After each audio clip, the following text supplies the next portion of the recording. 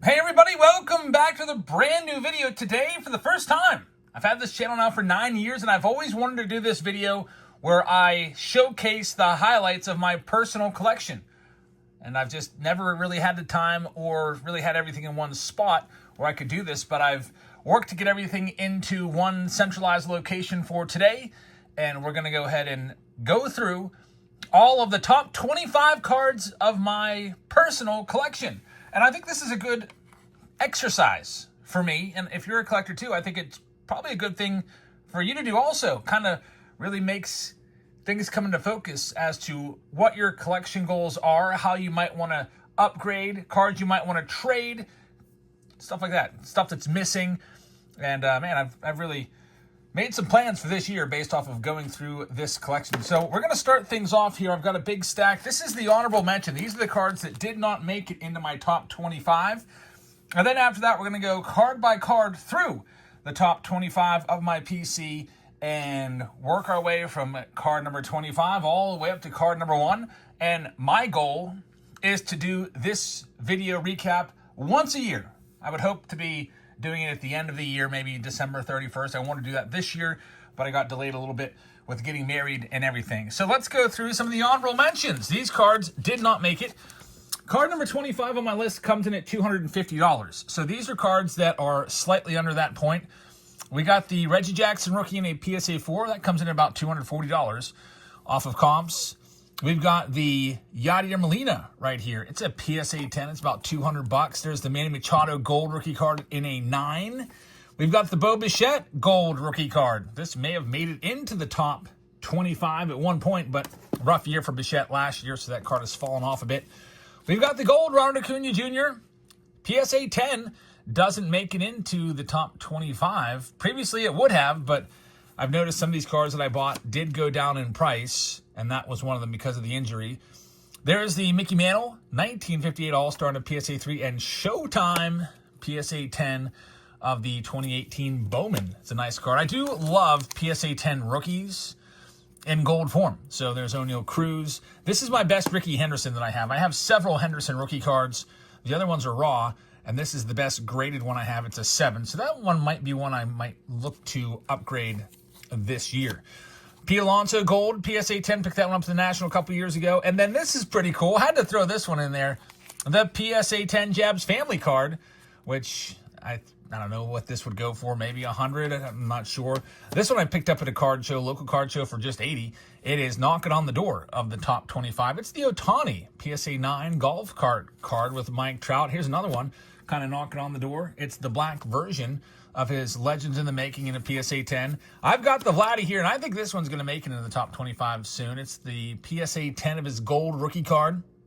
Again, slightly under 250, but if he has a big year this year like I think he's going to, he'll get in there. And then Shohei Ohtani, picked that one up for $100, PSA 9. I like Ohtani rookie cards. So those were some of the ones that didn't make it, and also this didn't really fit in the stack. The Cal Ripken Jr. cut signature card. I've got this one coming in around $200-ish. It is numbered to 15. All right, are we ready? Here are my top 25 coming in at tied at $250. Tied at $250. This is number 25. We've got Jacob Wilson, and it is the 1 of 1. I remember pulling this one. I remember I needed a one-touch, a really thick one-touch, and I couldn't find one, so I ran into my dining room, and I saw a Topps Now pack that had not been opened up. And I was like, I could just use the Topps Now jewel case for this, so I grabbed it, opened it up real quick on camera, and wouldn't you know, there's a Jacob Wilson. I bought a 5-pack of Jacob Wilson Topps Now call-up cards when he got up to the big leagues, and there was the 1 of 1 in there. 1 of 1's tough to price. You'll see at least another 1 of 1 in this collection, and I would say this is probably around $250 if I had to put a price tag on it. So Jacob Wilson, first one in. Now this is kind of interesting. This one, I'm actually going to count this as card number 22 through 25. So number 22, 23, 24, 25. I've got 4 of the Juan Soto gold rookie card rookie debut. And man, did I ever luck out on this one. What happened was there was 2 of these listed over in some Asian country, Taiwan or something like that. and nobody was really interested in them because, you know, it's in Taiwan, and who knows if they're going to come up all cracked and ruined when you receive them. So I bought 2 of them, and they showed up in pristine condition. Everything checked out. I got it for $100 a piece. And then I went to the National just a month or 2 later, and he had this card there, and I was like, what's that? What do you want for that gold card? He's like, oh, let me check the comps. He's like, well, one just sold last month for 100, so I'll do 100 on it. So I bought one for 100. He's like, well, I got another one too if you want the other one. So I got 2 more based off of my own lucky comp price. Crazy stuff right there. I would value this at 200. Recent sales are up over 300, but I'm trying to go with my comps being as if this was filmed in early January, because I'd like to do this once a year. So I'll put 250 on that one at numbers 22 through 25. All right, moving up the list. Coming up next, I got a computer spreadsheet here with all these prices on here. Number 21 on my top countdown, it's a Mickey Mantle. As you know, I've collected Mickey Mantle for a long time. Over the last 9 years, it is a PSA 4. I believe I picked this one up at a flea market, and the 1967 PSA 4, I got this one coming in at $275. So a nice condition card right there. Mickey Mantle, 1967 tops. Next one up, 1960 tops. It is a PSA 2. I've had this one for years. And this one, I would put a price tag based off of recent comps of $300 on. I like this card a lot. This is a card I would look to upgrade. It's a PSA 2. I wouldn't mind getting that in a PSA 3 or 4. And speaking of mantles, just recently I picked up a 56 mantle. That doesn't count for this one. I've only included cards that I have had in my collection as of December 31st. So the cards I picked up at the Houston TriStar show are not included. Coming up next at number 19 as we get into the top 20, this one here is a 66 tops, and I'm going to put this one at $300 as well. We'll call it $305 just to put it ahead of the 60 tops. PSA 4 on the 1966. Pretty good shape. The centering is off a little bit, but hey, a Mickey Mantle 66 tops. I'll take it. I think I picked that one up at a card show not too long ago. I've had this one for a little while. This card frustrates me because I do have another one somewhere in my PC and I don't know where it is. But coming in at number 18, it's the Nolan Ryan rookie card. It is a PSA 1, but it appears to be a pretty decent PSA 1. I don't see like big creases in it or anything, although it did get a 1. This one comps out at $350 on the Ryan Express and Jerry Kuzman. Coming up next, this one is kind of a different one. It's a big one. Let me pull it out. This one does not fit in any slab case. All right, here it is. It is going to be out of 99. It's a giant booklet. This is the National Treasure Top 32 Prospects as of 2021. Number 299. I would put this one at $400. Coming in at number 17 on my list. And you can see we've got Wander Franco, Kelnick's on there. Bobby Witt Jr. is a big name.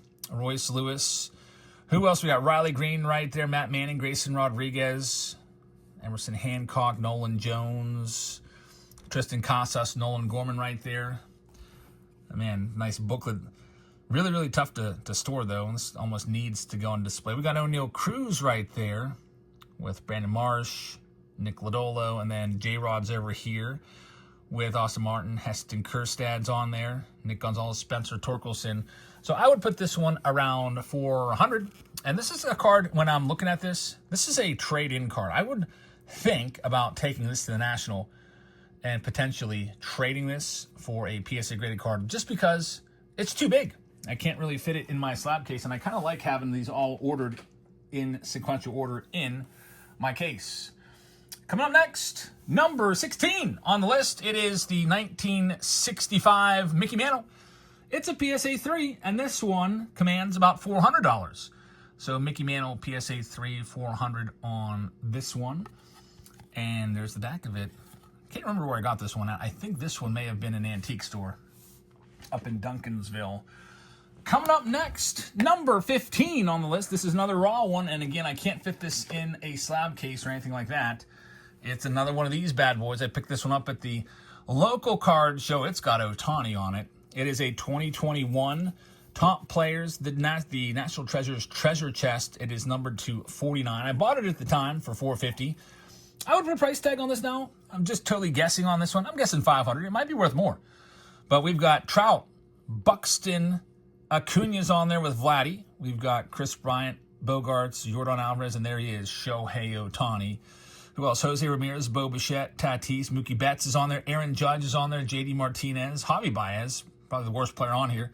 Christian Yelich, Garrett Cole, Merrifield, Yu Darvish, Walker Buehler. We've got Clayton Kershaw, Bryce Harper's on there, Jack Flaherty, Tyler Glass now. And then this back panel, we've got Berrios, Tim Anderson, Corbin Burns, Luis Robert, with Bellinger, Freddie Freeman, Charlie Blackmon, and Paul Goldschmidt. Probably we're pushing maybe 10 future Hall of Famers out of all of these, which this is one that will likely go up in price down the road. But again, this is another card I would trade.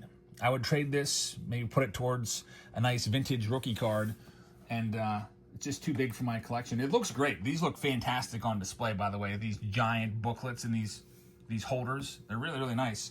But I think I'm, putting this together, I'm kind of rotating away from that. Coming up next, I pulled this myself out of a boombox from a couple years ago. I never had it graded. I should probably have this one graded. The 2023 Stars and Stripes Jackson Holiday Kaboom. Raw condition. It is about a $500 card. Coming in at number 14. That's a card I might want to send off to be graded. I remember when I pulled it, I put it right into a one-touch. So I would hope that it gets a PSA 10. Next up, getting closer to the top 10. Number 13 on my list, coming in at $550.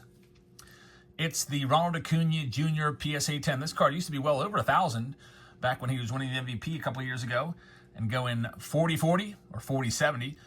It's the PSA 10 gold, $550. And if he can recover and be healthy, I bought this off of eBay, by the way. If he can get healthy, well, could go back up maybe again to $1,000. So $550 on that one. We jump up a little bit now, number 12, and we're going to do $750. This is one I had to come up with a price for. I had no idea. It's the Andrew McCutchen 1 of 1. I tried to look at other 1 of 1 players in McCutchen's, category. Like Yadier Molina, his rookie card printing plate recently sold for $1,000. And Andrew McCutchen 1 of 1 silver pack card just sold for $300. So I think I can pretty confidently put a price of $750 on this. It is his rookie card printing plate, 1 of 1 printing plate Kutch. And it is from 2009, coming in at number 12 in my collection, $750. Starting to get up there in value now. Here we go. Next one up, it's going to be number 11. Getting towards the top 10. Number 11, I pulled this one out of his Stay Classy pack. Look what it is. It is the Ichiro and Albert Pujols. It is a BGS 8.5. This will be the only BGS card I have in my collection, and this is the gold. So the gold rookie of Ichiro and Pujols. Once these two get into the Hall of Fame, it will double in price. I've got a price tag on it of $850. I am very tempted to somehow crack this open and send it to PSA and hope to get a PSA 9 on it, which would make this one worth even much, much more. So Pujols, Ichiro, 8.5, $850. We're getting close to the $1,000 collection. Here we are, the top 10. Number 10 in the countdown. It's my Sandy Koufax rookie card. It is a PSA 3. I would put a price tag on this one of about $900. I picked this one up at the National this past year. I did pretty well at the National. I got a couple cards that are going into my top 10. But the Koufax rookie card, 1955 tops in a PSA 3, $900. Not too bad. And now we're getting into the $1,000. So in my collection, I have currently 9 cards that I would value at $1,000 or more. So my goal for this year is maybe get a couple more on that. It would be cool to push that out to maybe my top 15 cards are all $1,000 or more. I already have one, I think. Well, that 56 Mano I picked up, I think, would be breaking the $1,000 barrier. All right, so here we go. This is a booklet again, and it is a 1 of 1. Really tough to price this. I have no idea what this would go for. I picked this up about a year ago. It is the Reds Prime 8 Signature booklet card. It was $1,200. It was and is a 1 of 1, and there are some massive names on this. We've got Johnny Bench, Pete Rose, who has since passed away since I acquired this card. We've got Joe Morgan, Tony Perez. We've got Barry Larkin, Ken Griffey Jr., Frank Robinson, and Paul O'Neill. That's the only Ken Griffey Jr. auto that I have in my entire collection. And looking at that, man, he's got such a good signature. I kind of want to get a Griffey in my top 25 somewhere, like a card by himself, whether it be a big-time auto, maybe the Griffey 89 Upper Deck in a PSA 10, but that's something that I'd be thinking about because it's such an iconic card. But this one here, $1,200 coming in. I'm just going to leave it at $1,200. It might be worth more. Coming in at number 9 on my list. Coming up next, number 8, we've got the Mickey Mantle 53 Bowman. It is a 2.5. I do hate the subgrade, or not subgrade, but I hate the mid-grade 2.5. This one is valued at $1,200. I distinctly remember being bored on vacation one morning in 2019, the summer of 2019, and I logged on eBay and I bought this card for $400 at the time. It has tripled in value since. It is a beautiful 1953 Mantle 2.5, and I wish I had a 3. That would be pretty nice. Coming up next, as we work our way up the list, number 7 on the list, $1,300. It's the Ernie Banks rookie card, 1954 Topps PSA 4. This is one that I also picked up the National last year along with the Sandy Koufax.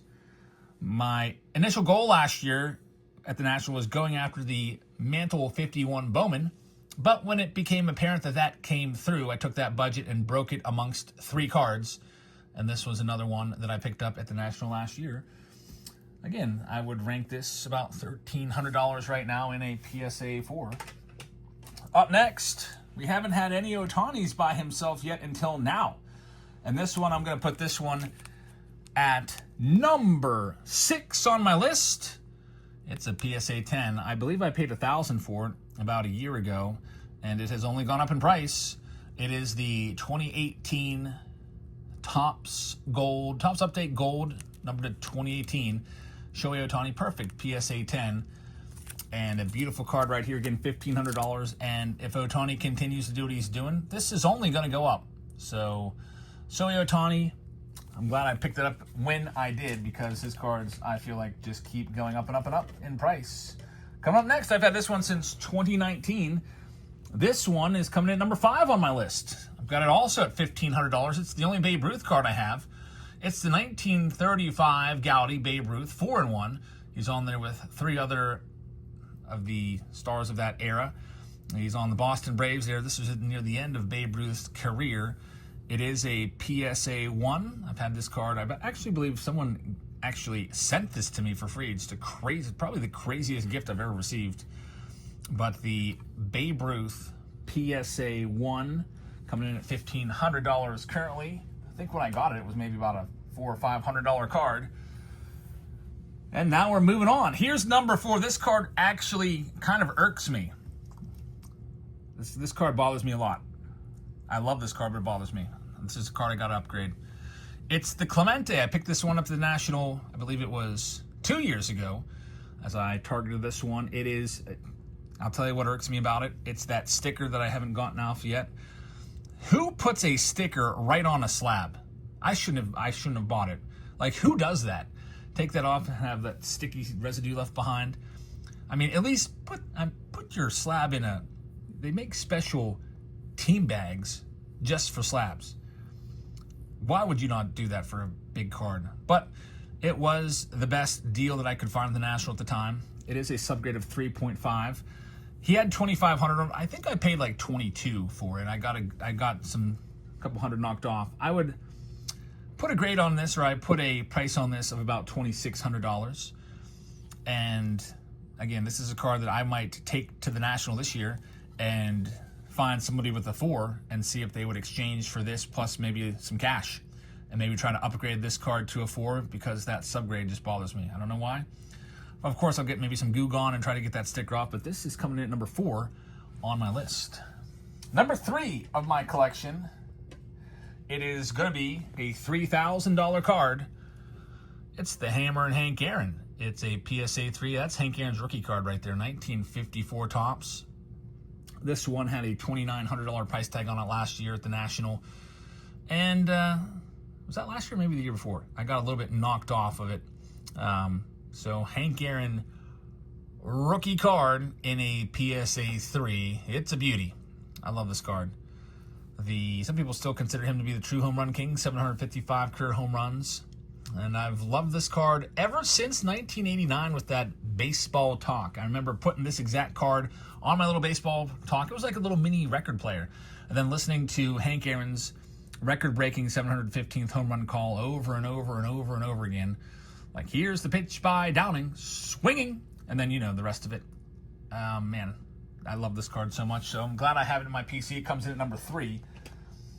Number 2 on the list. It is a PSA 2. It's going to be Lou Gehrig. Sweet Lou Gehrig, PSA 2, 1933 Gaudi. Picked this one up last year at the National. I have a $4,000 price on this one, and I believe that's what it currently goes for, about $4,000. And it's the only 33 Gaudi I have. It looks like it was $4,300 at the National. I think I may have got it for $4,000. I can't remember. But based off of recent comps, about $4,000. Some are a little higher, some are a little lower, and I try to be conservative with my estimates. I don't want to be like, hey guys, this is a $5,000 card. I try to be very conservative on my estimates. But a Lou Gehrig PSA 2 coming in at number 2 at $4,000.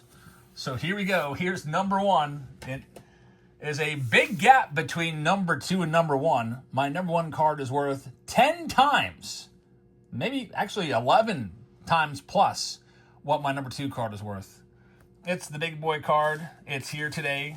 Got it out of the vault just to show off. It's my Mantle. There he is. The Mickey Mantle PSA 1. I picked this one up at the National a couple years ago in Atlantic City. And when I saw it, I just could not believe that it was a 1. I was like, why is that a 1? The centering is decent. The color is just absolutely fantastic. This card lives in darkness, so it comes out of the vault maybe like once every year. And the color is fantastic. This did get a PWCC exceptional, meaning it's within the top, is it 10%? Let me go ahead and zoom in. Can't remember if it's 10 or 15. It is one of the top ones out there, top 15%. This was graded by, or I guess put in the PWCC vault before I had it. Now, why the heck does this have a PSA 1? Corners a little rounded. Not too bad, though. Little fraying of that corner. But it does have some hairline creasing, which you can't even see unless you get the light ever so perfect. Right here is a crease. It's tough to see, but there you see a little bit. I am shocked that this does not have a 2 grade on it. I would put this one currently at, first what I paid for it. I paid $41,600 for this card at the National back in, I think it was 2021 or 2022. It was initially had a $50,000 price tag on it. I saw it. I walked around a little more, and then about an hour later, I went back to buy it, and it was gone. I was like, where's that 52 Mantle you had there? He's like, oh, I just sold it to this guy. And the guy was sitting right there. I don't know what he sold it to him for, but the guy was like, hey, I'm a wheeler and dealer. I buy and sell. What would you give me for it? And I said, I'd give you 40. And he said, done, just like that. So I think he probably paid less than this card. He may have paid $35,000 for it, made a quick $5,000. I did have to cover the transaction fees, which was, I think he asked for 4% or whatever it was. So $41,600. It was the only time I had to wire money from my bank to buy a card. So I wired him the money, and I came home with the Mickey Mantle. $45,000 is my estimate on this one. Just recently in March, we're filming this video currently on March 16th. This exact card sold for $40,000, and it's much worse condition. I looked at the one, similar front, by the way. The cards looked kind of similar on the front, but the back had big paper losses right here from glue or something. And I was like, man, if that one got 40, this card might be worth 50. But again, I'll go with a conservative estimate of $45,000 on my Mantle. So there you have it. That is my top cards in my collection. And just to run down some numbers of the grand totals, what my top 25 are worth. I'll give you that here in just 1 second, but I'd like to remind you, if you would like to sign up for Whatnot, we go live on Whatnot 2 or 3 times a week. Use this code to sign up there, get $15 off. And if you'd like to get $100 for free for becoming a seller, you can use this code right here. It's a special Jabs family only bonus, where if you sign up using this link or this QR code and you make one sale, you will get $100. I think right now it's $150 till the end of March. So don't miss out on that. Go live, make a sale, and then verify your account. That's what you got to do. Pretty simple. A lot of folks have taken advantage of that and are doing quite well and whatnot right now. So let's go ahead and wrap this one up. I've got the final total for you. Let's see here. So some numbers. I have 9 cards in my collection worth $1,000 or more. I'd like to work on that for 2025 and get that to 15 cards. I would like to maybe upgrade my Clemente. I would like to maybe trade some of those big oversized booklets for smaller slabs that fit into my slab box. And the grand total of my top 25, I've got it coming in at, let's see here, $68,375. I'd like to see that go up to over $80,000, maybe add a couple big cards, and eventually have my top 25 be worth $100,000. So these are going to go back into the vault, maybe seen again next year. So I'm going to go ahead and say goodbye to these cards. Keep my top cards in the vault. So here comes Sophia, by the way, my wife. She just saw the manual for the first time. First time she'd ever seen it. We've been together since 2023, and it's her first time seeing it. And I should have recorded her reaction because she thought it was pretty awesome seeing such an iconic card. So that's all we have for you today. Thank you very much, everybody, for watching. I hope to see those of you that are around tonight on Whatnot. We'll go live on Whatnot around dinner time, 5 p.m., 5:30 p.m. for 5-6 hours. We're live every Sunday and Wednesday on Whatnot. Thanks for watching, and I'll see you all later. Good night, everybody. Bye, guys.